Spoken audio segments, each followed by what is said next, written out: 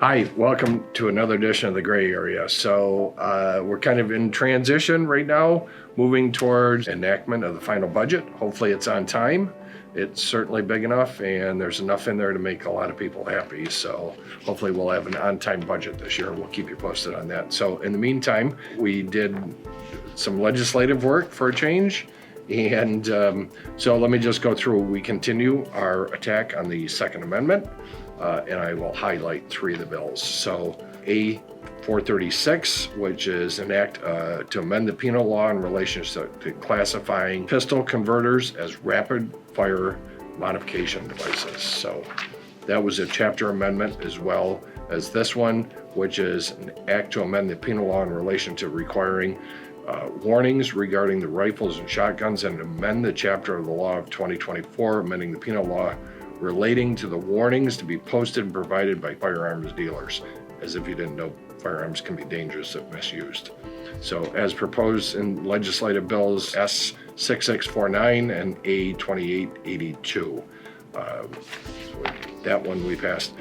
This is an interesting one. This is an act to amend the general business law in relation to dealers of ammunition for certain provisions regarding the use of merchant category codes when you use payment by credit card. Assemblyman Angelino brought up the fact that he had contacted both Visa and MasterCard, and they will hold your information very secure and not release and not collect that information. So the mother of all bills for attacks on the Second Amendment this year is A360. We have not dealt with that this year, but it is coming. It's an act to amend the penal law and the environmental conservation law in relation to establishing additional requirements to purchase firearms, shotguns, or rifles. So this one is onerous beyond any expectation. It requires evaluations, it requires testing for accuracy of shooting, background checks. It is god-awful. So more on that one as this approaches its final stage.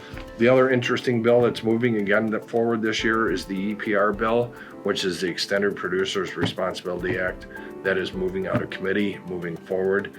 You recall last year we dealt with that and it was pulled at the last minute. That will have detrimental effects on a lot of different industries.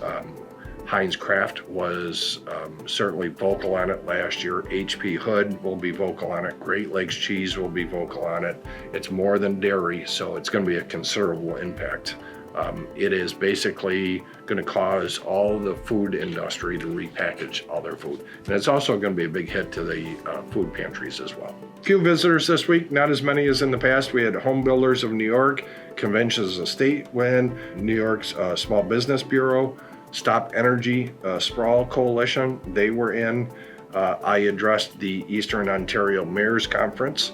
I will continue to work with them in terms of messaging to make sure that our tourism industry is robust this year, and to make sure that we have amicable relationships across border, despite all the federal issues that are going on. That's important, that we can keep everything in perspective, that we survived a lot the border has in terms of COVID and other things.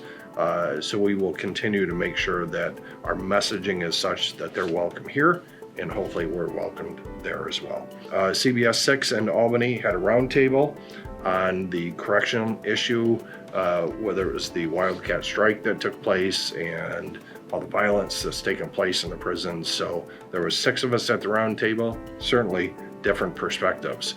There was a wife of a correction officer, one of the corrections officers that was terminated in this round. We had a mother of an incarcerated individual. We had a formerly incarcerated individual. We had myself and one of my colleagues from across the aisle, not just across the aisle, way, way, way across the aisle. She's a socialist. So it brought a very interesting perspective, and so we'll have clips of that in the time to come. So it's an honor and a privilege to serve you in Albany. If you have any questions, please call my office, email, whatever you need to do to ask those questions. We're glad to help you out as best we can. Thank you very much.